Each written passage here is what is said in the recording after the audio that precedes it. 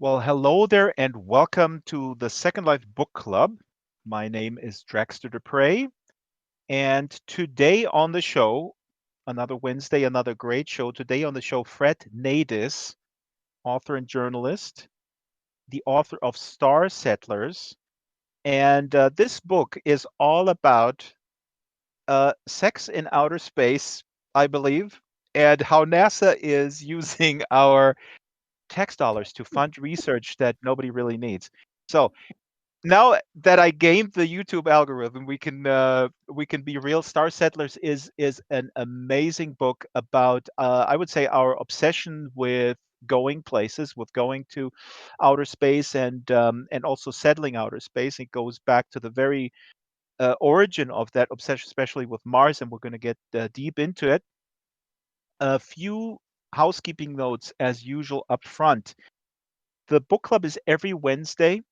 It's at 12 o'clock Second Life time. We're now booked until November 2021. That does not mean that you cannot suggest a show. Please do. Maybe we'll add some dates. Additional shows we have monthly. We have Con Sweeney and the Mystery Hour. We have Tell It Like It's Live with Ann Charnock and Yvonne Battle Felton. And I just opened a slot for debut authors at the end of December. So if you IM me with an author that just came out with their first book, message me and we'll put that together. We're open 24/7, and that means that we have a lot of newbies. Silas Merlin in the chat already says Tom Holt. Tom Holt is not a debut author; he's a seasoned author, and I'm working on him.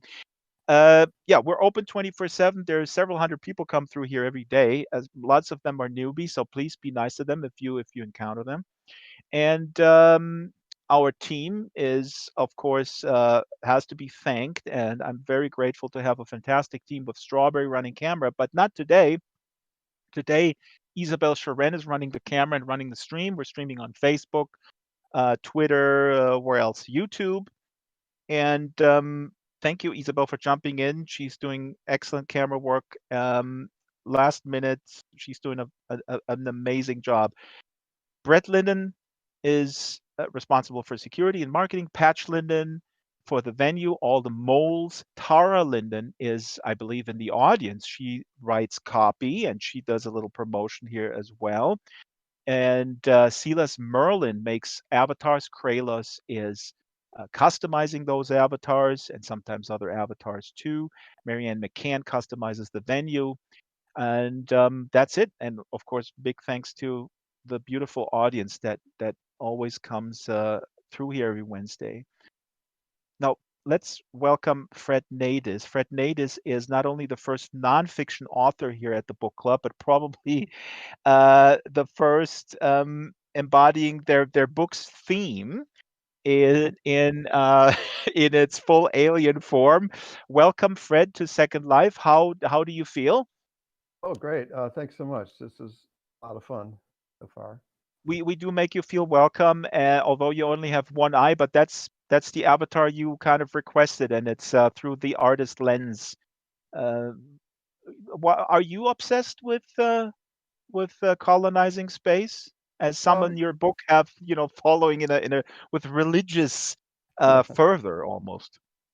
I, I'm no, I'm more of a aficionado of other enthusiasts. In a sense, my Ah, last, yeah, my last book was about early science fiction writers and that whole milieu or whatever, and hence the Man from Mars suit I'm wearing today. That was the name of my last book, a biography.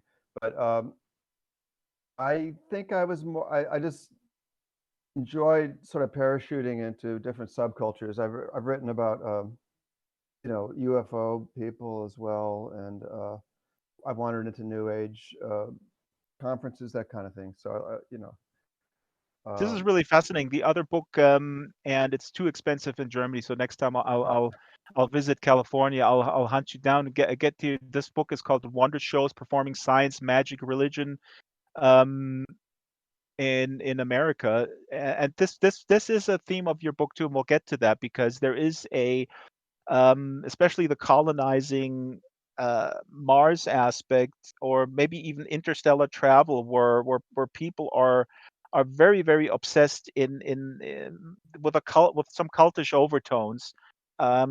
It kind of plays into that. I wonder if you feel it, if that's uniquely, if that's uniquely American, because the obsession with Mars, I mean, did start in Europe, I Yeah, guess, and in Russia. I think, I was an American studies scholar, got my PhD, and there's a tendency to think that everything starts in America. But yeah, I think it's true with the space craze. Uh, it kind of flared up all around the world. There were these amateur rocket societies in New York City based on Amazing Stories magazine. The British Interplanetary Societies formed about the same time, as well as societies in Germany and Russia. The German society, of course, included a young Werner von Braun, who is a big star of my book. So yeah, not uniquely American. Werner von Braun also was a star in Germany, where he abused workers in concentration camps. And researching I'm not researching your book, but after I read your book, I was actually looking at some of these figures, and I came across a History Channel little sort of biopic with Werner von Braun, Okay. and I mean, it's well known in my country how he was basically given an entire concentration camp full of workers, where he had to develop the V2 rocket. And these workers, these prisoners Right. worked themselves to death. And in that History Channel piece, with the voiceover, a young Werner von Braun says, "Not everything I did was right. I should have treated my workers a little better." I was looking at, wow, that's the History Channel redux for you. But anyway, Yeah. Yeah. yeah. So yeah, not. I don't think uniquely American. People would like to swing it that way. The kind of technophiles, the techno-utopians. I guess they're everywhere. I mean, in Russia, it seemed to dovetail nicely with the revolution there. The fresh start, the idea of building all over again, and in being a high-tech society. So um, that notion of progress and technology taking us to unbelievable futures seems to have been just about everywhere. Maybe I not wanna the Amazon. I'm putting something up here on the big screen behind us, because this is some really, really cool art that you can find online about that stems from the Russian Cosmism movement. And there's some really fantastic art and Mm, artist renditions of possible, communism in space, if you will. I mean, this is during the Soviet Union, but even before then. So this is some art that I found, um, some of the art that came out of Russia. But let's start with the very beginning. Actually, what I wanted to say, my three quick takeaways from this book is that what I found fascinating is that the collaboration, or sort of the mutual influencing between sci-fi authors and scientists, are mm. is way more than I expected. I mean, a lot of these scientists also wrote sci-fi. Were you surprised by that? Well, yeah, because I had read in other short histories that, the American Rocketry Society met in, I think it's formed in 1928. It was just a group of science fiction writers in New York City at a speakeasy on the Chelsea neighborhood. Uh, and it sounded like, nothing ever came of this. But in Mm, fact, quite a few of them went on to become rocket designers. I mean, during World not it, by the 1950s, their companies were pretty well established and had contracts with the military. And you see that in Germany too. Obviously, the whole story of von Braun and his crew being co-opted into the German army and then the Nazi army. Um, and of course, the Russian enthusiasts as well. Pretty quickly, the Russian Soviet government set up a first real government-run program for building rockets of that sort. mm. But these some of these Russian players, they also, they wrote, for example, I have a quote here from, I believe here it's Tsiolkovsky, I have to find it, where he said Okay. that he would message scientific concepts through writing space novels that then led back to serious work. So they themselves used stories and fiction to envision that, and then when they were actual rocket scientists, they came back and then they started to do the real work. So that's something that I mean, I always had a an understanding of science fiction influencing actual scientists, but not that some scientists actually wrote science fiction. That is super fascinating. Yeah, I think Yeah. there was a lot of cross fertilization, and like you say, I know even von Braun tried to write a Martian novel. I think it finally got published, about colonizing Mars. But in fact, the leader of the colony is called the Elon. I don't know. I don't know if Musk's dad was a sci-fi buff or not, but that would have been a pretty obscure thing to pick up on at the time. That's a conspiracy, Fred. This is I know. QAnon behind it. I know. I, QAnon told Werner von Braun to name this protagonist Elon, and then that was signaled to Elon Musk's father. Elon Musk, in case you don't know who he is, well, I know that people know who he is. He's the guy who smoked pot on Joe Rogan's show. But now I'm gonna throw up in the back a map that was published in, I believe, 1877 by a Italian astronomer by the name of Giovanni Schiaparelli, mhm. and this map of canals on, or what was believed to be canals on Mars, was at the time, people believed that this is proof that there are aliens, intelligent extraterrestrials on Mars, and that got people into a frenzy, right? Yeah, yeah. The Actually, this map is by Percival Lowell. My mistake. But oh, that's Schiaparelli good. was the one who discovered it in the late I think this 19th is century. yeah. Lowell was. I don't want to call him a dilettante. He was apparently a very brilliant character and offered a chair teaching math at Harvard, but went off instead to Japan to study um, occultish rituals in Japan. But he got a copy of a book by Flammarion, Camille Flammarion, a French populist of science and astronomy. Another one Uh, of these guys who wrote his own sci-fi novels, and oh but a yeah, legitimate astronomer too. Yeah. yes. In any case, Lowell just became absolutely fascinated. I think like a lot of people did in the U.S. and around the world when the rovers started broadcasting those images of the Martian surface, and just people, at least for me, I was like, wow, this really could be, this looks like Utah to me. This looks like a home or a possible planet or a new Earth. And so I think with Lowell, he was certain. Schiaparelli was pretty sure he saw these channels. Of course, I guess every night you view them, you don't see the same markings on the planet. So these maps kind of emerged over periods of months or years, So and if you saw the canals, you were kind of given some creds. So people started to see these Ah, canals okay. Ah, create these okay. rather So it's elaborate, it's one of those things where you say, well, you don't see them, and yeah. you don't want to sound stupid. You go like, of course I see the canals. Yeah, yeah, even Flammarion was kind of like, well, it's really, there's so much distortion from the Earth's atmosphere, Martian atmosphere. There could be, I think I've see at least one. And I know Schiaparelli is a brilliant, astronomer, and I'm trusting him. Also, I like the idea of these engineering projects and other planets. But yeah, but this touched off a whole controversy, but also a fascination with Mars and a lot of popular culture. Uh, there were, sheet music for like ragtime songs about the Martian two-step. There are all sorts of plays with Martians coming to Earth, kind of like, Oh, right. uh, yeah, reforming people like, Scrooge, kind of like the Charles Dickens play, but with a Martian instead of the ghosts coming. There were simulation rides at amusement parks, like I think the 1902 World's Fair in Buffalo, or you could take a ride. Actually, that was to the moon, but they changed it later to Mars. There was a lot of public fashion and numerous novels. There were spiritualist novels. There were feminist novels. Kind of it blended in with the utopian trend in literature. There Right. were there was a proto-communist. I think it was called Red. I'd have to look it up, but Red Mars. About That was not Kim Stanley Robinson's book. We'll talk about him too. So that was called Red Mars?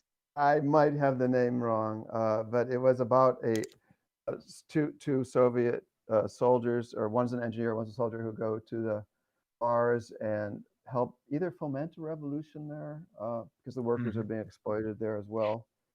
I think it might be called the. I think it got renamed and made a movie about the Martian Queen.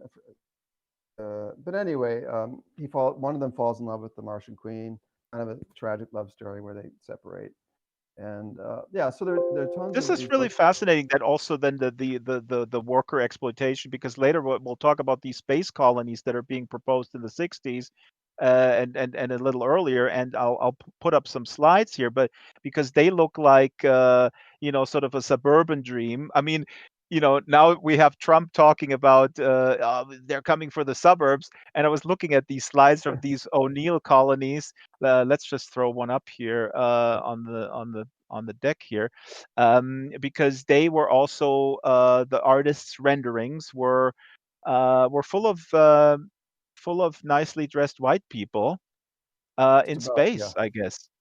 There'd Yeah, be a few. There'd be a few token minority people in these.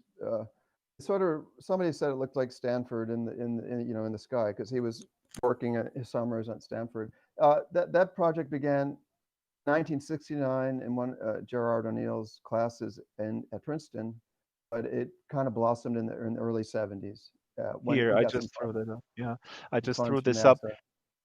Right, and O'Neill. Sorry to step on you, O'Neill. Well, we're jumping back and forth. O'Neill was a teacher at Princeton, At I believe, Princeton, and yeah. he got into developing these ideas for colonization. And interestingly, we had Larry Niven on last week. Ah, Everybody knows Ring World, so this mhm. is very much like Ring World, right? I mean, is this kind of also based on the Dyson sphere? And Ghost Speed in the audience actually he puts in the L5 Society. Mhm. Right. Yeah, yeah, yeah. Yeah, What I what is covered the the L5 Society? Oh my God, we're going back and forth here, completely confusing. But no, this is cool. This is just so fascinating. well, the L5 Society was sort of the youth branch of the O'Neill colony idea. Whereas he was going to Congress and trying to get funding and going to NASA, a lot of students became very enthusiastic about the idea, and they had a slogan, L5 by 95. And the Hmm. idea was to get to these Lagrange points, basically on the moon's orbit around the Earth. But there are a few fixed spots on that orbit where if you planted a colony there, it would be stable. You wouldn't have to worry about knocking it around or stabilizing it. They're fixed points. So the L5 by 95 was the slogan. I had a friend who in high school ran his own high school's club. So they this kind of intersected with the counterculture of the 70s, Hmm. through people like Stuart Brand, who ran the Whole Earth catalog, and the Evolution Quarterly.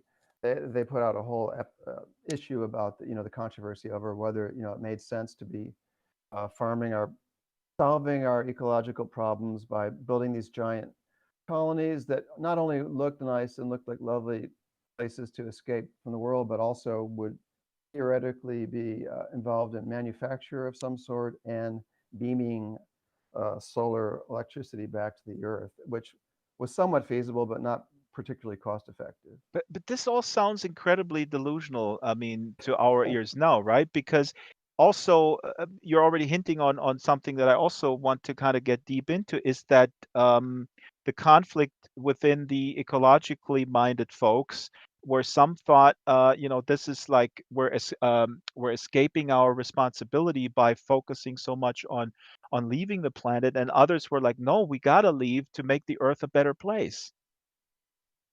Yeah, that was the whole sort of answer of the L5 Society, and if you will, the techno utopian uh, subculture, and I would say in America, Mm. and because it did start from there in the 70s, when the ecological movement was getting started, and people were talking about limits, and President Jimmy Carter was telling everybody to turn down their thermostat and stop using so much oil and gas, uh, and Put these on a people like second sweater. Put on a it's like sweater. act like a European, so everyone was going, no, Yes, that's no, what we do. That's right. you can't do that. So the simple answer was to expand into outer space. Maybe I can bring up uh, Kraft here, which you can correct my pronunciation, but he Ah, was one yeah, of he was kind of a young protege of von Braun's, and so he came to America with von Braun during Project Paperclip just after World War II. right. And he worked I think he worked a little bit with the Army, but mainly he got into private sector. He published an essay in 1971 called The Extraterrestrial Imperative, in which he insisted Ah, that there was an imperative built into the fabric of the cosmos demanding that humans leave the Earth, which goes back to the Russian cosmists like Tsiolkovsky and their idea that the Earth was the cradle, but you have to leave your cradle at some point. And this idea that evolution, with this added glamour of cosmic evolution, almost a mythic or religious structure added onto evolution. You leave the oceans and you leave the planet. It's like it's by analogy. It's not exactly scientific, but it's evolution by analogy, if you will. And so Eric fantastic. promoted that. Yeah. What's his name? Eric? Kraft, Eric Eric, Kraft. Kraft Eric. Yeah, Yeah. Kraft means strength and power. Of course, he Ah, was from Germany. And please, Fred, if you could come up to the front here and read from ah, your excellent book. If you're yes. just tuning in, we're here at the Second Life Book Club with Fred Nadis with his new title, Star Settlers. And I was always tripping up saying Space Settlers. No, no, no, it's Star Settlers. Settling the stars and exploring the stars. Um, and here's Fred. There we go. That's Wow. fine. Let me adjust. Yeah, perfect. Look, see, we practice All this. This is right. what we do here. Now, Yeah. Fred is going to read to us about Eric Kraft, who was also coming over from Germany, where something very bad had happened, but some people got out and some people didn't. And they were absorbed by America, and some were absorbed by Russia as well. In the 70s, I wanted to add in that era, we talked a little bit about the ecological movement. And here on the table, I actually have the German copy. I found it in my bookshelf of the book that came out of the Club of Rome report, Limits of Growth, and that came out, I believe, in 1972. So Limits of Growth, I think, is the English title, published by the Club of Rome and written by MIT researchers, where it was warned against us humans continuing the consumption, which will lead to collapse. And that really informed a lot of response in the 70s, including the Environmental Protection Agency, founded by President Nixon. That's So, right.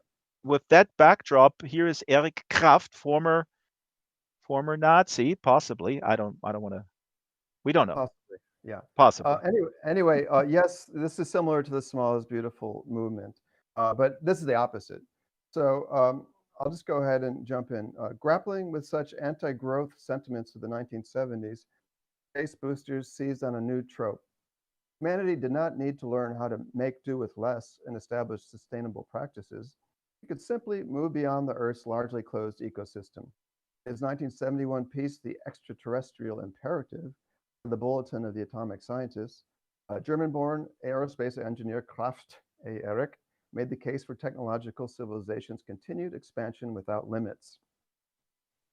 Erich later described the extraterrestrial imperative as a primordial imperative bred into the very essence of the universe that was, quote, driving the natural growth of terrestrial life beyond its planetary limits. Humanity should extend its range beyond the Earth's sensitive biosphere and follow the extraterrestrial imperative into a limitless cosmos. Like the cosmists Fedorov and Tsiolkovsky before him, Eric infused evolution with purpose. We needed to take the next step and become spacefarers. Evolution itself demanded humanity's expansion. This could be a joke, but he announced the creator of our universe wanted human beings to become space travelers. We were given a moon that was just far enough away to require the development of sophisticated space technologies, but close enough to allow us to be successful in our first concentrated attempt. Um, Although clearly not an evolutionary biologist, Eric was not unusual in positing an underlying meaning to evolution. Darwin's apostles had no problem with the idea that, mechanics aside, The purpose of evolution was to produce higher species endowed with consciousness. It was only in the mid 20th century, responding to the excesses of the eugenics movement and scientific racism, that biologists sought to extract evolutionary theory from the notion of progress. Evolution must no longer prop up notions of racial or cultural hierarchies. Paleontologist Stephen Jay Gould, for example, labeled the very notion of progress nauseous, culturally embedded, untestable. The age-old concept of a hierarchy of species or great chain of being also was poison. Setting aside technical arguments, Gould commented, our geological confinement to a moment at the very end of recorded time must engender suspicions that we are a lucky accident, an afterthought rather than the goal of all creation. Denying that we were a chosen species suggested that there was no great plan to fulfill. Evolution might be a directional process, but as a compass, it was pointing nowhere. I can read a little bit more here. True believers such as Eric, however, regarded the extraterrestrial imperative as a direct order bred, this is quote, bred into the very essence of the universe. Hmm. The fact that we are destined for the stars, as it were, was written in the stars. And I'll stop there on that passage. Fred, that's fabulous. Please take a seat. So this actually is fascinating because we call this now, I guess, how is this related to intelligent design? Because there's a bunch of people in your book that argue like Kraft does, which is I mean, he literally says the moon is far enough away, so is basically all sort of like a test, by someone, maybe God, that that we have to go there in order to prove to this entity. I mean, that that's I think it does. It is sort of answering. I think of it almost as less of a religious and more of a gamer's mentality. That uh, any existential problems you might have, it's a question of winning, and Mhm, somehow this old idea of progress, of manipulation of material and space, whatever. You win, the more of the board you control. So that for me, and in some ways, it's just like a giant game board being extended into throughout the galaxy and beyond, perhaps. mhm. If that's, So but also, with him specifically, you don't think that this has anything to do with the religious bent, where he says there is the intelligent designer, and we're no, here yeah, to, yeah. I think you're right in a way. I mean, that's the kind of teleology, the notion that there's a purpose behind creation, and so evolution becomes meshed with this notion of a purposeful creation and some kind of imminent sense of progress built into matter. And I think it's a very seductive, reassuring notion. There's no way to scientifically prove it, although I do get into a chapter where they talk about the anthropic principle later towards Yeah. the end of the book, You and talk that about it. Isn't that somebody from the Vatican? Interesting enough, an astronomer on the payroll of the Vatican. The Vatican, as people may recall in the audience, who had a huge problem with Galileo and other people in their history, now employs an astronomer. But that astronomer, you interview him. The name escapes me now, but he basically says, well, yeah, God is always bigger than science. yeah, yeah, but also there was this notion that emerged I think in the 70s, of fine tuning. And again, I'm not a physicist. Someone in the audience might be. I think the basic idea is that the constants in nature, having to do with gravity and so on, created a universe that would would would permit life to be there. For example, stars don't fly Right. apart, the universe doesn't collapse, all these good things. Um, and they pile on all these details to show, and then someone else says, well, of course, if we're here, we're gonna have to be in a universe that has those characteristics. And this really bothered some scientists like Stephen Hawking. He's like, well, actually, it's true that according to string theory, there can be almost an infinite number of universes with different constants and different fine tunings, and most of them would not be conducive to life. So he actually said, this is a proof that there's a multiverse. Mhm. To try to get around, to make an end run around the idea that there is purpose and meaning to the universe, and to claim again, no, it's just more of a Darwinian idea of chance, if you will. Yeah. I So put up anyway, a I put up a drawing here of Robert Crumb, the Oh, great. background here, and it reads, "But what's wrong with space exploration, you may ask? Isn't it true that it's an exciting new frontier and that it will raise the consciousness of humanity?" And then the character here says, "Don't be duped by foolish Buck Rogers' dreams of glorious adventures among the planets. Let's wait until we've learned to get along with each other on Earth before we go barging into the cosmos. What do you say?" I really like that. He went to an event for Coevolution Quarterly, the Stuart Brand's magazine. I think in 1975. It was Yeah, called who is Space Day. Stuart Brand? Tell us real quick who Stuart Brand is. Also an important figure. Yeah, he developed the Whole Earth catalog, which is a big deal, at least in the U.S. in the late '60s, early '70s. He was trying to help sort of commune builder types who really didn't know what they were doing out by offering them a catalog of tools and handbooks and ways to agricultural methods. So it was a real guidebook for the perplexed hippie, uh, Hmm. urban hippie out in the countryside, with their trying to figure out how to create the best soils and whatnot. So anyway, he uh, he loved floating these big ideas. He was centered near Stanford, so he was involved in the early computer communities like this one. He helps form the first online community called the Well, WELL, the Whole Earth Electronic Link, and so it was kind of a public intellectual types, and he got really big on this Gerald O'Neill's notion about space colonies, and even got Jerry Brown, the governor then of California, interested. And this is what led to Jerry Brown being called Governor Moonbeam by some journalists at the time. And so, in any case, Governor Brown called for this space day, and R. Crumb went down there, kind of interested and wondering, with these kind of Buck Rogers ideas. But he claimed that he was just very disappointed at seeing how much it was about the military-industrial complex and just uh, these guys just fishing for big contracts, and the kind of the romantic vision escaped him pretty quickly when he was there. Hmm. Uh, Here in the chat, the Tura is actually reminding us the Vatican astronomer is called Guy Consolmagno, and she says he's cool. I've seen him at sci-fi conventions. Yeah, Silas is saying something here. Cool. The church gets criticized for not evolving, and then gets criticized for evolving. Silas, I'm not making a judgment here. I'm just stating the facts, and we're talking about the Catholic Church here, I was particularly a in lot Puerto Rico. nicer to him in the book than you were here. And so, because he basically he's kind of one of these guys that, at least from when I spoke to him, he didn't want to jump on that at all. He's like, let's keep science on one side and let's keep religion Yeah. on another. Let's not, yeah, which was a strategy that a lot of scientists have done when they get embroiled in these kinds of issues. I mean, and please don't get me wrong, folks. I mean, I'm very open about this too, where I stand. I think when religion is an impetus for doing good, it's amazing. And I'm not here to ridicule Mr. So, Um, Consolmagno. I just stated with a certain amount of surprise that the church that he is an astronomer in with a paycheck from the institution that put Galileo in, I believe, a little tower for a long time because Galileo discovered something important.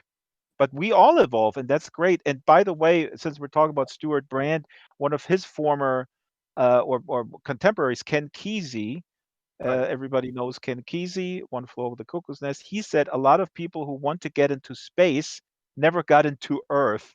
That's a quote from your book. I love that. And a poet, William Irvin Thompson, says apocalypse, which again was cited, or the impending apocalypse was cited as the sense of urgency to get into space. He said apocalypse that we seek to escape, or the apocalypse that we seek to escape, is inside us, yeah, and will follow us wherever we go. So those are the different factions of between enthusiasm and, yeah, and not so enthusiastic. Yeah, that I, and that was all cooked up in Stuart Brand's Coevolution Quarterly. He kind of brought in uh, both sides on that, made a big debate about it at the time. Now, I wanted to let's see here. Oh yeah, let's talk about Biosphere 2. Now, Okay. Biosphere 2 is not the sequel to Biosphere 1 with Paul what is it, Pauly Shore? Oh, there was, I don't know the name There of it. was a There was movie. there was a movie. It was pretty bad, I've heard. I didn't subject myself to it. So Biosphere 2, oh, Biodome, Tara Linden, thank you, Biodome. It was called Biodome. Okay, Now, okay. Biosphere 2 was in fact and again, I'm learning so much from your book, Fred. I had no idea that this is in operation. I mean, for different purposes now. For and Biosphere 2, what was this all about? Okay, I well, put up a picture here in the back. You can see a little bit, folks. well, Yeah. it kind of came out of the countercultural movement of the '60s again, where we had a very effective commune developed in, I believe, New Mexico. Don't quote me on that. Uh, Called the Synergia Ranch, and it was led by this kind of mastermind who later became accused of being an evil mastermind. But in any case, a guy by the name of John Allen, a very brilliant character. Apparently, they did all sorts of projects. They were all about improving themselves in the world and acting upon the world, and they had all these theories that come out of different uh, occult notions. I'm saying that not in a bad way necessarily. People like Uspensky or whoever it was that motivated him. But in any case, he uh, he had a he was a mining consultant. I think he had a degree in metallurgy, and he got sick of being in the office one in New York City, and he was looking out this window and saw a barge and decided he was just giving up on it. And he went off to Tangiers on a barge or whatever. But he set up this commune, also a theater company called the Theater of All Possibilities. He wrote almost all of the scripts for them. They decided they needed to build a boat, and they go to a dock in Oakland, and they build this giant boat out, like model on a Chinese junk, but with a ferro concrete hull, fairly seaworthy. Some people did make fun of it when they got on it. It was kind of scary, I guess, but it's still on the oceans today. And this is back in 1970 something. In any case, a billionaire fell into their orbit, a guy by the name of Ed Bass, who had oil, a Texas guy who had money from oil, Disney stocks, and other such things. And he became, if you will, a follower of Allen. And I should say they started doing all these environmental projects around the world, trying to reclaim land, like an old beat up coffee plantation in Puerto Rico or places like that. While they were And playing theater. It's I'm sorry, I have to interject. It's so funny, and don't get me wrong. I mean, I don't mean this in a cynical way. It's just it's your book really reads like an amazing, sprawling novel with just a gaggle of characters, and the commonality here is often this, and I can appreciate this. I mean, the connection between this longing for the stars, and then there's always sort of some sort of theater performance aspect to it. So, yeah, I mean, this I have, I think that's kind of cool. yeah, yeah. No, I'm kind of a fan. Although, in any case, he just talked Allen into giving about $250 million to create the biosphere. And the real idea was that they're going to create an enclosed biosphere as almost a test colony for what might be in outer space sometime, whether a Hmm. floating colony or on a planetary surface that didn't have its own atmosphere. They sealed in with different glass structures, a very numerologically significant 3.14 acres of desert in Arizona. This is definitely Arizona. It became the biggest tourist destination next to the Grand Canyon for the time it was running. And idea was that his theory was if you put enough species in soil and plants and animals, it would self-regulate and create its own equilibrium, and it'll be a healthy place for humans, hopefully. Hmm. So they're just going to seal these 8 people in, the Bionauts, if you will. I think that's, or yeah, so, or the Synergerians. In the meantime, a big Yeah, scandal broke. synergians. Yeah. Synergians, yeah, this in fact was a crazy cult of, he was no Johnny Appleseed. He was, more like a the fellow down in Guyana who got people to drink, poison Kool-Aid, Jim Jones, a very dangerous cultist. But in any Right. case, So we're they talking had the John P. money. Again, just to remind folks, we're talking about John P. Allen is the name Yeah, of the person who concocted this, and there was apparently there's actually a documentary coming out, I believe, next year or end of this year, yeah. and I think what go came ahead. out about half a year ago, there actually was I haven't seen it yet, but about the biosphere. But yeah, so with a lot of fanfare and a lot of like New Age parties and cleansing ceremonies, they lock 8 people in the facility.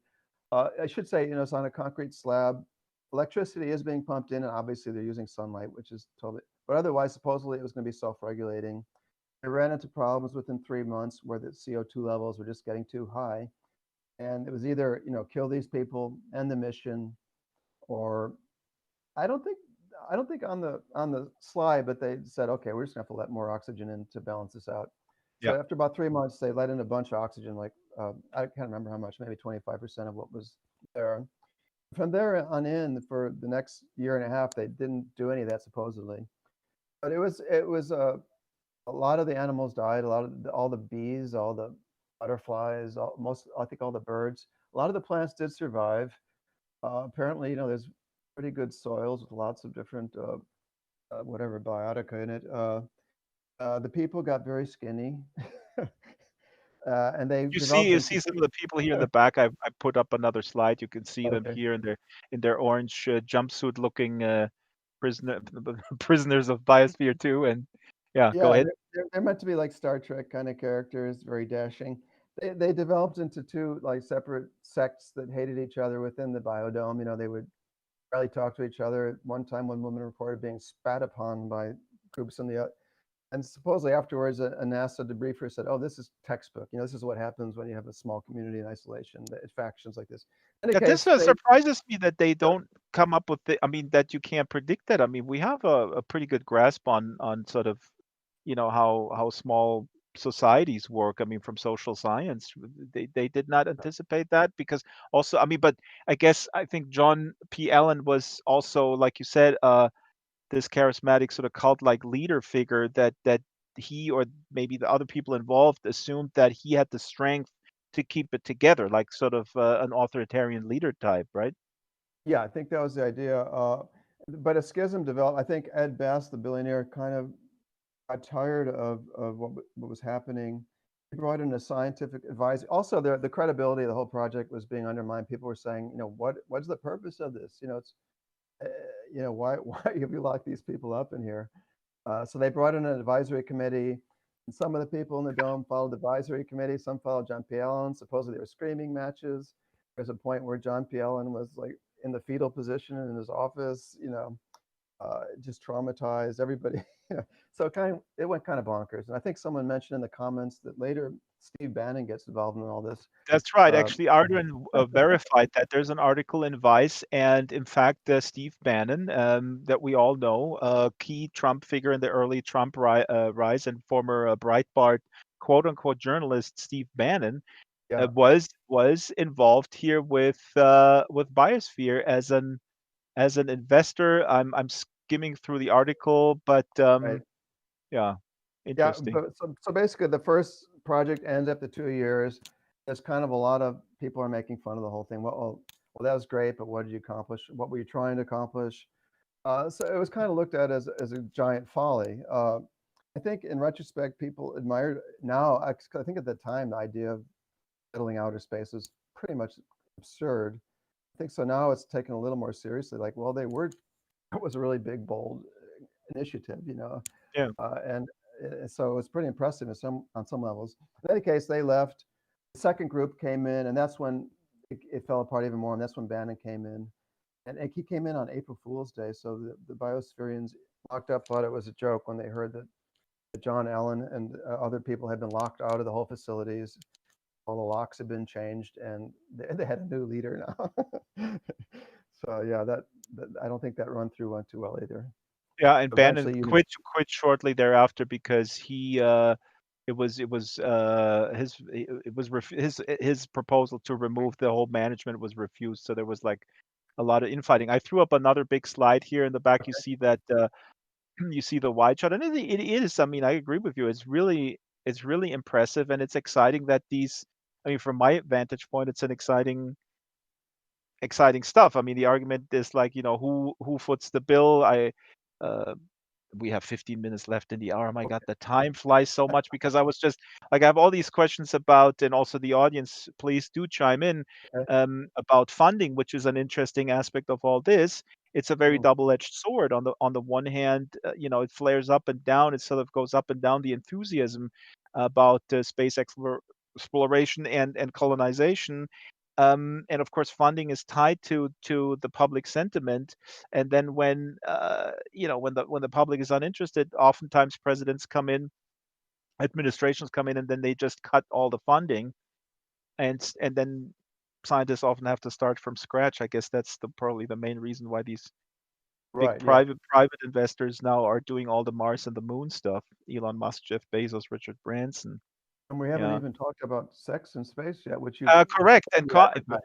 oh, well, see, that's coming for the sex, stay for Steve Bannon. That's my motto. Somebody actually says people in the International Space Station get along much better, maybe Yeah. because they have Cayenne says they have delivery service. Yeah. Food became a real problem in the biosphere, from what I read. To make a pizza, you first had to grow the wheat, so it's a slow process. Don't tell that to a stoner. You first have to grow the weed. They go like, I'm in.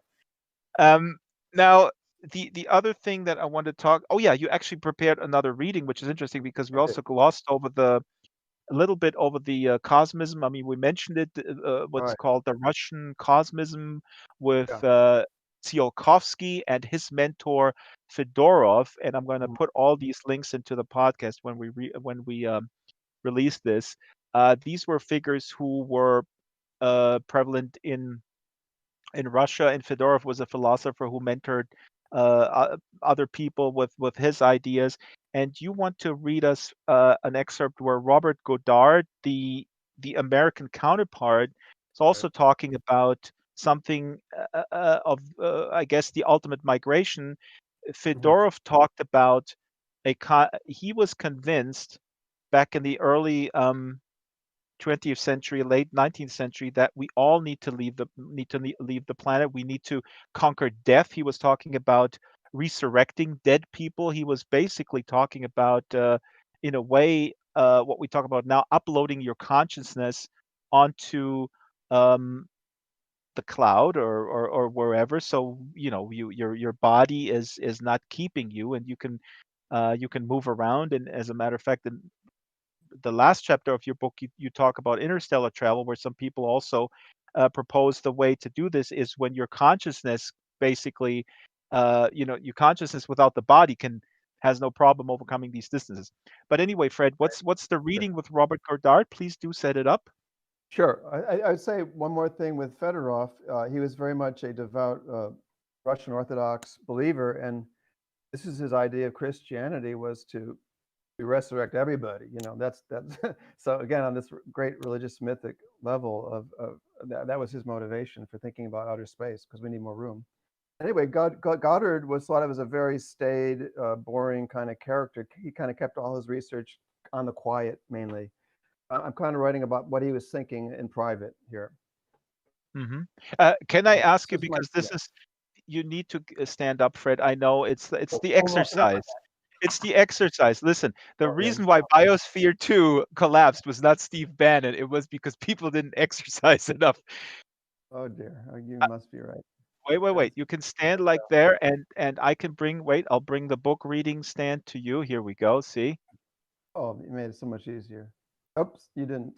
No, no, stand right there. I'll bring it up. We should all just migrate to virtual worlds. I think that's that way we can experience the world without any pollution, maybe. I don't know. Here we go. Here we Although go. Robert Goddard, with his bald head, I should say he was doing this all pretty much on his own, before anybody in America took any of this seriously.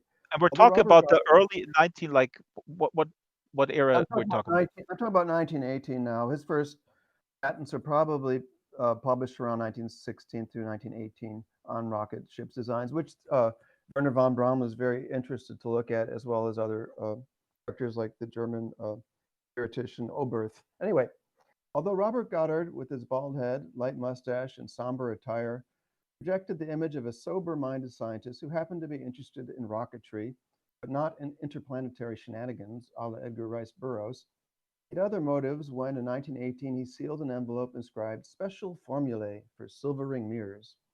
Before traveling west to conduct World War I weaponry research, by the way, he and his assistants pretty much developed the bazooka then, he stored the envelope in a friend's safe. Inside it was his outline for the emergence of interstellar humanity, the ultimate migration. The notes should be read thoroughly only by an optimist. The notes show that far from stodgy in imagination, Goddard had never given up on his youthful dream of blasting off from a cherry tree to outer space. He was an American cosmist with an imagination as wild as Tsiolkovsky and company, and several leaps ahead of the golden age science fiction writers to come. Goddard believed humanity needed to plan for an exit to the stars before the sun cooled, so we still had some time. He thought it might be wise to hollow out an asteroid or small moon to serve as the preferably atomic energy propelled spaceship. He kept the details vague, but imagined many such spaceships sent off from Earth to various star clusters with the hopes that one or more would survive. The journey might, and this might sound familiar from science fiction books you've read since then. The journey might take thousands or tens of thousands of years. Hundreds of generations might live on the ship during the journey, or the crew could be more sedate. He speculated it might be possible to reduce the protoplasm in the human body to the granular state to withstand the intense cold of interstellar space. In this case, the pilots would be awakened at 10,000-year intervals to adjust the course of the ship. The goal would be to reach a planet orbiting a viable star. If the technology for reviving desiccated humans wasn't effective, perhaps the vehicle would contain protoplasm of such a nature as to produce human beings eventually by evolution. Tools, appliances, and descriptions of processes would accompany the protoplasm or the dried humans, so that a new civilization could begin where the old ended. And I think I'll stop there. I go on to talk Yeah. about current interest in interstellar travel. I I should mean, this note is that I yeah. was very disappointed that I could not find a single actual plan for an interstellar spaceship or what it'd be like, you know. But that's the way it is. You mean like a real fleshed out plan, not just sort of an artist rendering?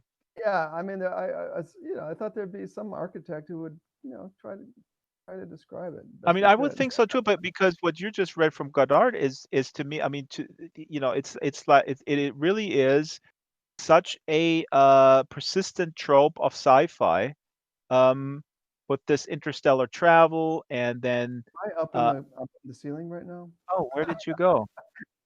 I seem Oh to no, no, you I stepped clicked back on. down. Okay, sorry. If you're Are you? Are tired, you you can totally lay down on the couch as well. By the way, I mean, we have very we pride ourselves here at the Second Life Book Club.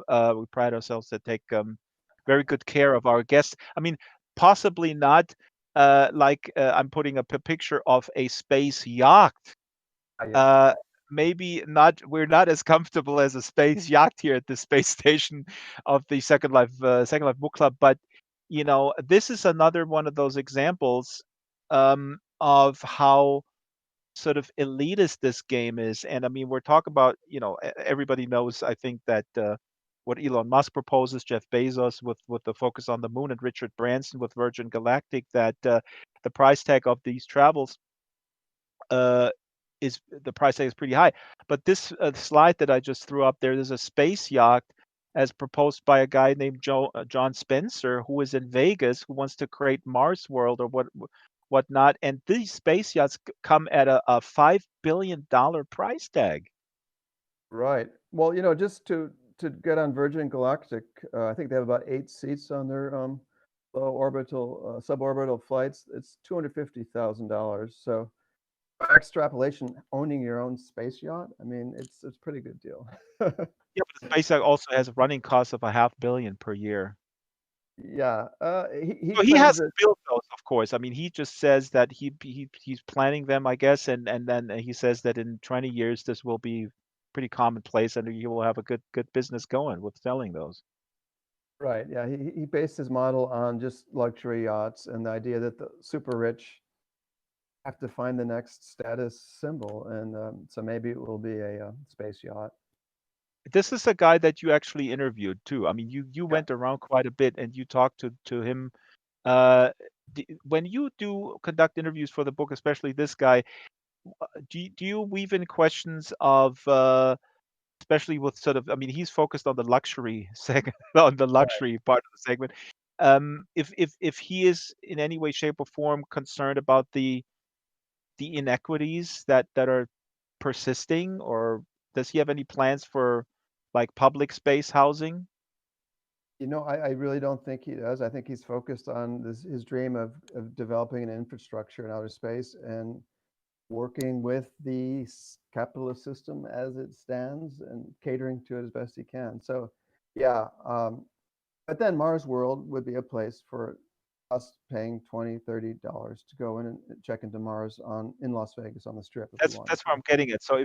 if you don't have the 5 billion lying around, John Spencer's also creating Mars World where it's simulated. And again, if you can't afford the $20-$30 price tag, I need to say this because Linden Lab is sponsoring me. The Second Life Premium goes at $7 a month, and you can be in a space station here at the Second Life Book Club, and it's completely immersive. So you are in fact watching or listening to the Second Life Book Club with Fred Nadis, and his book is Star Settlers. It's out now. You can get it, and you should. It's really, really an awesome read. It's here on the table. If you click on it, it'll shoot you to the reading list of the book club, and there will be all the links. I'm looking through the chat here. I have one question from Okay. Arduin, and you can put it in the local chat as well, please, or you can send it to me in private. Arduin is asking, could you see space exploration an extension of the Homo sapiens tendency to explore in general, like the Polynesians spreading over the Pacific? That this is a hardwired genetic thing that made us so successful as a species, spreading worldwide, taking over from other human species in the past. And as a matter of fact, I mean, you write about this in the context of manifest destiny and all this kind of stuff. I mean, this seems to be a driving force for a lot of these people. Yeah, actually, that the example of the Polynesians is used fairly frequently when I spoke with Freeman Dyson, a kind of space visionary, a brilliant mathematician. That was his model. He liked the idea of a small expedition. It's like that. I can't refute this notion. I'm in my book. I'm just trying to more or less point out the mythic structure that surrounds the idea of leaving the planet, and that doesn't say it's not going to happen or it won't happen. It's just saying that people should be aware of how it's been shaped over the years. I guess I'm a historian, so I like to do that sort of thing. Right. And I put on here on my run sheet another quote that I want to read from Ebony Magazine. This is somewhat random because we're going back and forth here, but I think 1 year after the moon landing, Ebony Magazine had an article where they put the following quote, referring to the moon landing: "One small step for the man, a giant leap in the wrong direction for mankind." Um, I guess in this article it's also about the social inequities that are not going to be mitigated by this pursuit. Yeah, and Now, yeah, I go would ahead. just follow up by saying that I think that's the issue, maybe with the entrepreneurs taking over the game, the racket, if you will. But again, someone like Elon Musk is like, well, he's building these rockets that can hold 120 people, and they're testing them now. I don't think they're quite ready, but his idea is, well, we're going to build a colony and we're going to make it feasible, like the down payment on a house, or like 100,000, and you got to we'll transport you to our colony. I mean, it's not totally for him. He doesn't want it to be an elitist pursuit. But if you look at space tourism and what's likely to be happening with hotels or stations on the moon, yeah, it's easily going to be. I think even NASA is opening up the ISS for several $1 million. You can spend a few weeks up there. So this is Mhm. very much for, someone calls it cheap thrills for plutocrats. But Well, I I mean, think it's there like is. it's a Patreon or Kickstarter campaign. Public funding has now entered the Patreon Kickstarter phase. Um, yeah, give us a few shekels and you can spend a weekend at the ISS. Yeah, Um, so I think that the main notion of this expansion for new resources sounds like a familiar script of capitalism. Whether it also, in some levels, makes sense. Okay, the moon has rare earth metals. We seem to need them for our cell phones and whatnot. We're running out of them on Earth. Maybe it isn't the craziest thing to be going to the moon and setting up a little mining community. It's not that glamorous, but in some ways, that kind of capitalist motive makes them, it's hard to refute. It just, No, I no. think I the mean, whole, I yeah, completely agree with you. I mean, if we find a way, I mean, this is a whole nother super fascinating discussion about how should the society be structured so that everybody can benefit from it, like in a co-op type situation. um Again, my teaser earlier to spoof the YouTube algorithm was we're talking about space communism. So we haven't really addressed it. This is something I think for all of us who are listening to this, something fascinating to think about. What kind of societal structures do we export on these planets? I threw up a slide here. Relax on Kepler 16b, where your shadow always has company. And this is exoplanet Kepler 16b with two suns offering double sunsets. mm, And that's a slide here, or an ad, I guess, from yeah, the Jet Propulsion Laboratory. yeah. I think they're having a little bit of fun with the revelation of all the exoplanets since the Kepler telescope was put into operation in 2009. I mean, before that, there may be a couple dozen identified, if that. Now it's in the thousands, with the projection that there's probably billions in our galaxy. Um, we are out of time, but we're going to keep going if my producers in the back channel give me the go ahead, because this is so fascinating. And usually, as people know, we split up a 60-minute stream for everyone, and then we go to a post game, which is not streamed. But I would suggest we keep the conversation going. And folks here in world, please do send me questions, and we can keep the local chat going. This is absolutely fascinating. So I'll suggest, if that's okay with you, Fred, we'll have everything for the public stream. We got quite a big audience on the stream here, and I will also look at the questions that are coming in from YouTube and Facebook and such. Okay. You also have another spot to prepare an excerpt to read for us, which is awesome. And to set it up, this is perfect because we were just talking about the uh, the trip Oh, there, the trip to the moon, or mm, the Mars, and we talked about the big names: Elon Musk, Jeff Bezos, with what's his company, Blue Origin, yeah. and Richard Branson. But there's also a figure, and I would like you to comment on this figure, Bars Lansdorp from the Netherlands, and he Yeah. also had an idea, but his idea of space I, travel was I've gone that. out into the audience. I'm lost, guys. Go ahead. Keep talking. Oh no, you're talking to Maureen B. Look at I, that, I guess Maureen. so. Sorry about If that, you Maureen. if you guys want to go for a cup of coffee, there's a Starbucks. Wow, no pun intended, on the other side of the space station. Why isn't Oh my God. Starbucks going to the stars? They already I, have it in the name. as I recall, in one of the recent movies, there is a Subway sandwich on the moon. So I'm sure there's Starbucks as well. Trying to get back to the podium. No, My you're good. You're goodness. good. There you go. There you go. You're Okay. on the podium. I'm not moving. I'm not moving. And And Maureen, okay. Fred will be available in about 20 minutes to show you the stars and the moon. So this guy Bars Lansdorp, he wanted to Right. bring people to, and his company went bankrupt, but he wanted to bring people to Mars on a one-way trip, and he Mm-hmm. was looking for volunteers, and volunteers were actually wanted to do this, and he basically said this is a one-way trip. And did he also honestly propose some sort of a reality show Yeah. That add-on was to this? that was his idea for funding, was to make it a reality television show. It could have been short-lived, or some people predicted they might survive a couple months before they had problems with oxygen levels and that sort of thing. And there's questions about how they would raise money. But yeah, there were about 100. They winnowed it down to about 100 people who were willing to go, and they were going to bring them up in. I think it's been a while since I thought about this, but in groups, small groups. I think a dozen at a time. I'd have to look it up. But yeah, he it seems like Holland has a lot of these interesting space entrepreneurs. There was another company recently that wanted to offer pregnant women the opportunity to give birth in space. That also bottomed up when it was realized how medically hazardous the whole thing might be. They were all set to sign people up.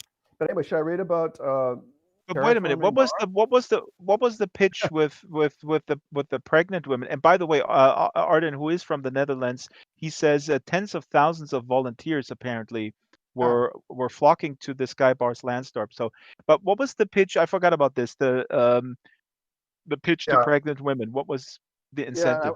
I want to call it Space Life Origins. I think the idea was that this was again an idea for if you're super wealthy, you have a status. Actually, you might have citizenship problems for your children, but you give birth in outer space or you get impregnated in outer space, and it's some cool thing, and you can name your child something unusual. So it's Don't say kind of I know you say it in your book Munity. I'm a huge Frank Zappa fan. I mean, please don't. We must not speak ill of the sons of Frank Zappa, daughters of Frank Zappa. We must not. fair Never. enough. Okay, so now Well, what are you're reading from for us something about terraforming, yeah, which came out of a Kim Stanley Robinson novel yeah. originally. Yeah. I think the idea went back at least to the 40s and 50s. The idea, well, we can, Ah, depending what kind of atmosphere Mars has, we can renew it. And of course, it has a very slight atmosphere. I think like 5% that of the Earth's, with very little oxygen, mainly CO2, as I recall. In any case, the idea is to somehow restore it. Create a greenhouse gas effect, build up the CO2 levels, bring in plants, et cetera, and turn it into a second Earth. It's a far-fetched. No one expects it to happen overnight. It's centuries, millennia, whatever. In any case, and I go to again, the wait, Mars. why is that important for Mars? Obviously. Well, I think Bec- it's first of all, this is my idea of a kind of sacred myth. The idea of reviving a dead planet. Bringing life. This kind of apocalyptic notion of leaving an old world and starting a new one. It sounds a little bit like Frankenstein as well, but this would be the ideal if you could go around the universe starting new starting new I don't know, new planet, new Earths everywhere. That would be just Yeah, but for Mars, amazing. I mean, but the reason why I'm asking, I mean, for Mars, obviously, I mean, it's a prerequisite to even go there or stay there for any length of time because Yeah, the I think to atmosphere, have any yeah. the conditions are not very ideal. It's not the Goldilocks planet. Yeah, it's got a nice 24.7-hour day, so you get a little extra sleep, but and it has seasons. It's got it's got some promise, but I think even SpaceX says it's a fixer-upper planet.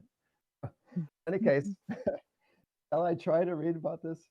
Um, Go ahead. the Mars Society was in part founded by a guy named Robert Zubrin, and I note that the final chapter of Robert Zubrin's The Case for Mars from 1996 offers his verdict on long-term terraforming of Mars. I would say that failure to terraform Mars constitutes failure to live up to our human nature, a betrayal of our responsibility as members of the community of life. As in Nikolai Fedorov's Cosmoism, at its core, terraforming harbors a sacred myth, that of resurrection and renewal. Much in need of sacred myths as scrappy plans for visiting Mars. The problem with this myth, a 2018 NASA-sponsored study concluded there was not enough CO2 locked in the Martian soil to create an atmosphere. Bruce Jakovsky of Colorado State University, the lead author, argued that to unlock enough CO2 to make terraforming possible, the top 10 feet of topsoil of the entire planet would have to be denuded. The press loved it. One of the earliest responses was John Wenz's, "There's not enough CO2 to terraform Mars. Sorry to ruin your plans, Elon." A week later, journalist Andrew Coates repeated the refrain, "Sorry, Elon Musk, but it's now clear that colonizing Mars is unlikely and a bad idea." In Wired magazine, Adams Rogers turned to a broader target. "Sorry, nerds. Terraforming might not work on Mars." So when I pushed through the dragon red doors that led from the underground parking garage and wandered to the convention space where the Mars Society, several hundred strong, was meeting, I was curious what its members thought of this NASA announcement. It just come a few weeks before I got there. Okay, terraforming has always seemed to me a bit deranged, but in my worldview, a bit deranged is quite acceptable. It is good to imagine our species capable of grand works. But I worried for the Mars Society membership. I assumed the report may have had the impact of Moses smashing the stone tablets when he saw his people dancing before the golden calf. I thought I'd witnessed the shattering of a paradigm, as when Copernicus imposed heliocentrism onto the cosmos, or Darwin posited utter chance at the heart of nature. But it wasn't like that. Um, I finally found Dr. Zubrin signing books. I approached him, prepared to ask about terraforming with the same apprehension I'd have approached evangelist Billy Graham with the question, just checking, is God dead? I had studied videos of Zubrin in debate mode, and he can be formidable. When earlier in the year, a scholar named Marcy Bianco penned the op-ed, "The patriarchal race to colonize Mars is just another example of male entitlement," Zubrin tweeted in response, "Possibly the stupidest article ever written on the subject of human Mars exploration, but also the most repugnant, as it not only attacks the value of the endeavor, but the right of people to pursue it." I decided not to ask him about the failings of patriarchy, and instead what he thought of the NASA study rejecting terraforming. He looked up and said, first of all, it was not a NASA study, it was by a professor. I think the conclusion was unfounded. He was arguing from data, I'll grant him that. Tchaikovsky's team compared the presence of heavy to lighter isotopes of argon in Mars' upper atmosphere and at the planet's surface, and from this proportion estimated how much CO2 likely had been lost. They put it at a half bar of CO2, Zuber noted, but saying how much was lost doesn't accurately tell us how much is left. Evidence that there were large lakes, even seas on the surface of the planet implies Mars would originally have had 2 bars of CO2. There is plenty left. The data disputes his conclusion. So in any case, he was not at all fazed, nor were any of the other Mars Society attendees. So my mission to stir up trouble failed. This is fascinating. So somebody just mentioned that. Oh, here in the chat. Sorry, I'm reading the chat. No, you mentioned that the terraforming idea was older. I said Kim Stanley Robinson, who you also interviewed for the book Yeah. he wrote, the Mars trilogy, where he proposes terraforming. He's very critical of all this stuff, by the way. But so the terraforming ideas, they go way back. They go way back. Once we knew that Mars does not have a very hospitable, is not a very hospitable place, I guess. So I people. put it to the, I think at least certainly in the 1950s, for sure, there began to be books and science fiction books written about it. Mm. Um, yeah. 1951, AC Arthur Clarke's Sands of Mars talked about a project to restore the atmosphere there. And So somebody. again, yeah. No. Sorry. Oh, go ahead. Go ahead. I was just going to say that for me, it's this just from it fits this notion of these the kind of apocalyptic notion of Noah's Ark expeditions, which a lot of science fiction books were like, going off to the new planet, creating a new world. Mhm. I have to scroll back in the chat because Stella made an interesting comment here. Perhaps the biblical, oh yeah, here we go. Perhaps the biblical Adam and Eve myth was really about space travel to a new world, Earth, and how previous society failed on a distant star. Mhm. Could be. Um, let's see here. If people have questions, please put them in the chat. We are talking with Fred Nadis. His book is Star Settlers, and it's out now, distributed from Pegasus Press, distributed by Simon and Schuster. You conclude the book with the well, you towards the end of the book you talk about interstellar travel, and I mentioned a little bit earlier. There is the concept of beamers. I don't know what beamers are. If you could explain that, and Okay. also Kim Stanley Robinson comes back as a critic in his book Aurora, which I really have to read. It's on my reading list, but he depicts failure. So please talk a little bit about beamers. Talk a little bit about the ideas of interstellar travel. What is being proposed here, and then can Kim Stanley Robinson still go to sci-fi conventions without being harassed? I think he'll manage somehow. Oh, you have But Mars Society convention, I should say. maybe Yeah. not Mars Society. Yeah. Well, with beamers, from what I understand, it would be a spacecraft that doesn't have the power on board. There would be transmitting stations to push them along with either microwave, laser beams, um, possibly even pellets of some sort. Uh, some people in the community I spoke with, Benford, and he also liked the matter antimatter possibility. Of course, that technology just is nowhere near anywhere at this point. They can't gather up enough antimatter to do much with it yet. But there are, like at the nearby university where I live, there is a team developing a very tiny star chip, a 1 gram spaceship that they're Mhm. hoping to propel to Alpha Centauri. I believe 20, it's a 20-year journey. They want to accelerate to the speed of 2/10 the speed of light by having a huge array of moderate sized laser beams. Apparently, there's no such thing as a giant laser like that, so they have to have maybe a million, I don't know how many, focusing, and also apparently there'd be a seed signal coming back to help them get in phase. Again, I'm not a physics Oh guy, boy. so I'm taking it on faith that they're getting somewhere with this. Uh, they hope to have this going within 20 years. So that's a star chip, not a starship. But Mhm. those who believe that someday, it's a possibility for humans, I think the similar kind of propulsion systems are net because you just can't carry enough fuel on board these things to make them viable. So there is the one theory of a kind that kind of scoops up protons or whatnot for fusion reactions. Uh, in general, the idea is can't take it with it. We have to have these beaming stations. Uh, Raymond Dyson even liked the idea of these highways he imagined with these beams set up so you could transport material or information to different parts of the universe. Um, Now, as far as Kim Stanley Robinson, he says he loves the whole trope of the starship, the centuries ship, I'm forgetting the names for the different ways you talk about these generation ships. Yeah, that it take thousands of years to get where they need to go. Uh, but he suspects that if there's life possible on other planet, it's already there, and most likely it's going to be hostile to Homo sapiens and the the biotica, if you will, of Earth. So he's kind of given up on that. Of course, he's writing more about ecological calamities right now. So I think he's of the let's save the Earth first school. He also thinks Mars terraforming seems, even though he kind of created this wonderful tapestry, imagining it.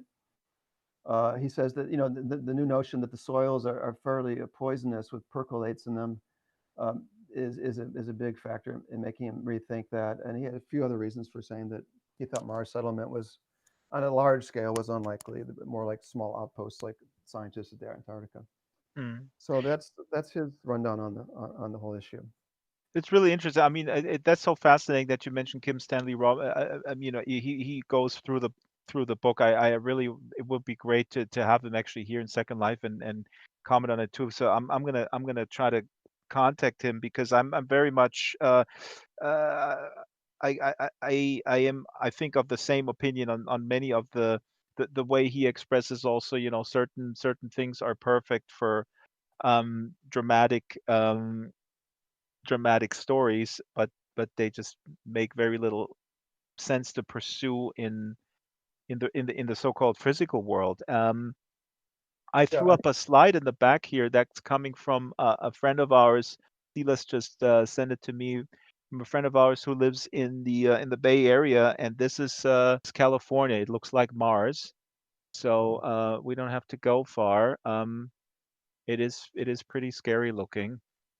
And I saw a picture from Oregon this morning as well, where with the fires, it just looks pretty red. And someone here in the audience says, Kira says it's dark in San Francisco. So Mhm. maybe the exodus, right, Fred? Right. People Yeah. people get excited about the exodus because maybe now the Yeah, 20. we're gonna flock down to Texas to SpaceX and see if he'll put us on one of his starships. I don't think they have the infrastructure in place quite yet, though, on Mars, unfortunately. Uh, it's Well, and trouble.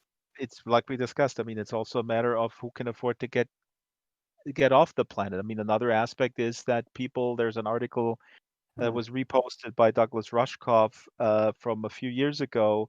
It's floating around. The title escapes me now, but it's an article about how rich folks have an exit plan. They have underground bunkers. But I Mhm. digress. This is a little bit off topic.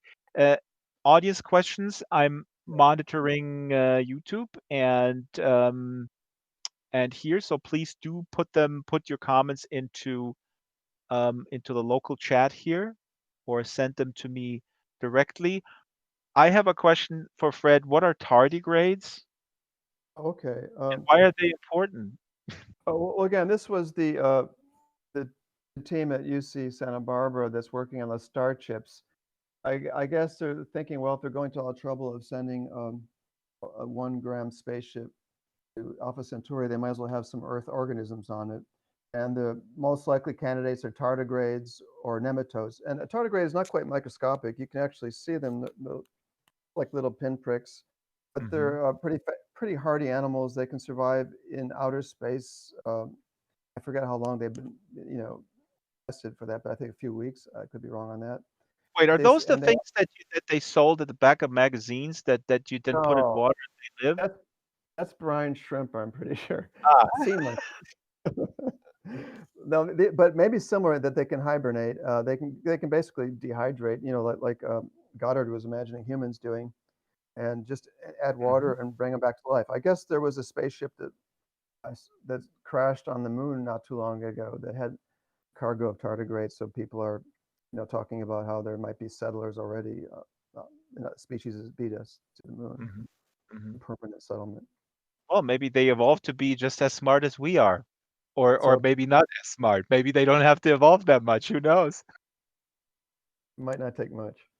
Um, So yeah, any more questions? Because we're winding down here a little bit. This is an absolutely fascinating conversation, Fred. Thank you Okay, so much. I, yeah, go ahead. I've had a lot of fun talking to you and in front of the audience here. So thanks very much to you too. I feel we glossed. I mean, this is my fault. We glossed a little bit over the Russians here. That Tsiolkovsky, the father of modern space travel, or the pursuit of such in Russia and then the Soviet Union. So I'm throwing up a slide here in the back. If people look at it, this is the Tsiolkovsky rocket that he proposed. So this is just really cool stuff here. This is the rocket, and you see um, here the fuel is here, and in the upper part, and this is a rendition that's at the Smithsonian, but he drew this stuff, I believe, in the very early 20th century. Here he is, um, as on the screen in the back here, in his workshop in the 1910s or 20s, and and here he is, just throwing up another slide with a thing holding a little trumpet to his ear because I believe he was hard of hearing. Uh, And I have one slide that didn't get any use, and people may have seen this because Werner von Braun Yeah. collaborated with Walt Disney, and Walt Disney, of course, was was uh, um, was very much into space travel. Here he is, Walt Disney and Werner von Braun. Here is a Let me look. Here is a question. Ah, yeah. Angel Wallflower says the internet today is the new central nervous system for humanity. I think we are God coming to life as we explore the cosmos. This is an interesting comment, and maybe in closing, I would like to have your personal take on it because last week when we had Larry Niven here, we also Mhm. had Philip Rosedale, who is the founder of Second Life, Mm. and Philip is very uh, public about his stance on exploring virtual worlds. And I mean, I asked him a provocative question, are you anti space exploration? And you want everything sort of happen in virtual reality. Philip gave an interview back in the first hype years of Second Life 2006, and he said something very interesting. He said, if we move all the work into virtual worlds, in a virtual office space, or whatever simulation we need for whatever work we're doing, we could actually beautify and rewild the planet by just dismantling those ugly office parks, basically make Orange County great again. I mean, make it orange again and get rid of all the big office parks. That was one big sort of part of his pitch for virtual worlds. I wonder where you stand because you write a little bit about the rewilding aspect of some of the proponents of space travel. I mean, do you see that as a viable aspect of this that we actually Well, take care I of the get, world? What are the opportunities? I kind of feel like that whole notion is a bit of a so far in the future that none of us can really predict it, and it seems more like an advertisement when it comes from um, Jeff Bezos, for example. He's very much on the O'Neill colonies notion. He wants to have trillions of people. That's right. Jeff Bezos, yeah, exactly. He really positions himself as this gigantic ecologist.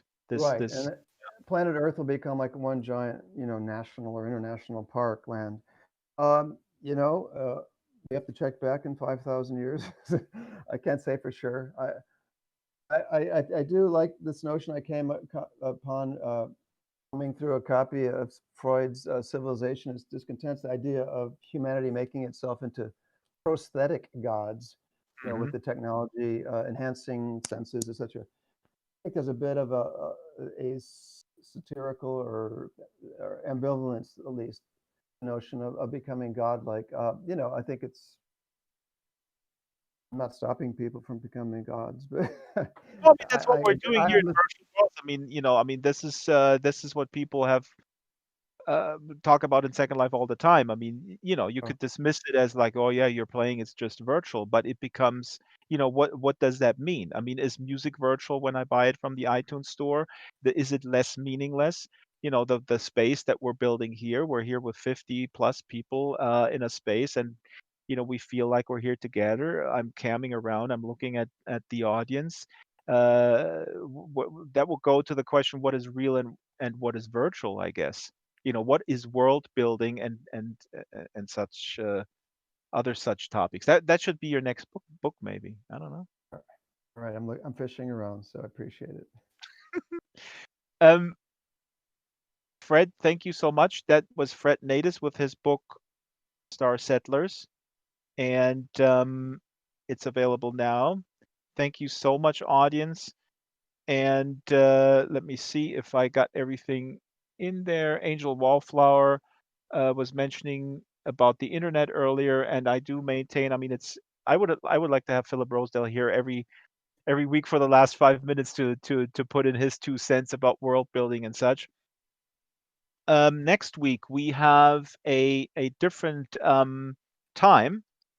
So next week we have Kat Sparks and James Bradley, two Australians, and that will be at 5 o'clock Second Life time.